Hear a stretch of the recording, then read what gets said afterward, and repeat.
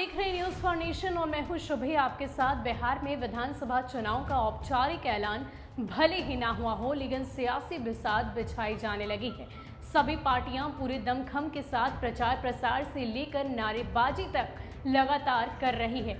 ऐसे में चुनावी समीकरण को समझना भी बहुत ज़्यादा ज़रूरी हो जाता है। न्यूज़ फॉर नेशन ने अपने पिछले सीरीज में भी आपसे 2 प्रमंडलों की बात की थी और वहां के चुनावी समीकरण के बारे में आपको रूबरू कराया था।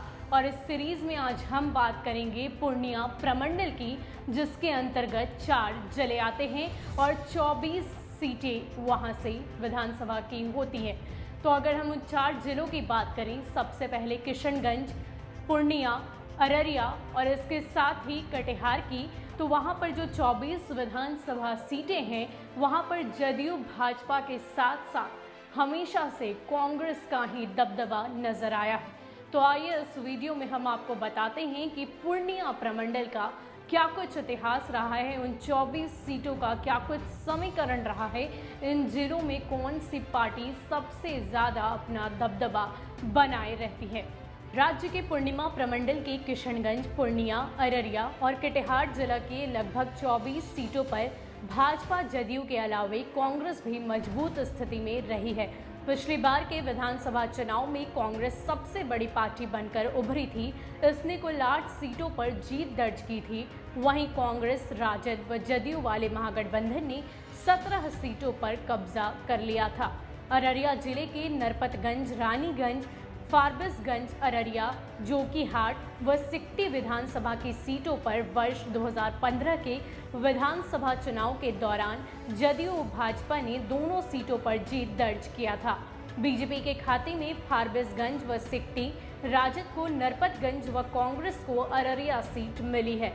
सबसे बड़ी पार्टी बनी कांग्रेस कटिहार जिले के कटिहार, कदवा, बलरामपुर, प्राणपुर, मनिहारी, बरारी व कोड्डा के विधानसभा सीटों पर वर्ष 2015 के चुनाव के दौरान सबसे बड़ी पार्टी कांग्रेस पार्टी बनी थी। वहीं बीजेपी को 2, राजद को 1 और सीपीआई को 1 सीट मिली थी। वर्ष 2010 के चुनाव के दौरान बीजेपी ने 5 सीटों पर कब्जा किया था। किशनगंज जिले के बहादुरगंज, ठाकुरगंज, किशनगंज व कोच्चा धामन के विधानसभा सीटों पर पिछले विधानसभा चुनाव में जदयू व कांग्रेस को 2-2 सीटें मिली थी। जदयू ने ठाकुरगंज और कोच्चा धामन, कांग्रेस ने किशनगंज व बहादुरगंज की सीट पर कब्जा किया था।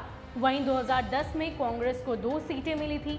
पूर्णिया जिले के कस्बा, बनमनखी, रुपौली, धमदाहा, पूर्णिया, अमौर और बैसी विधानसभा चुनाव में राजद को 1 सीट छोड़ कांग्रेस, बीजेपी व जदयू को 2-2 सीटों पर जीत मिली थी।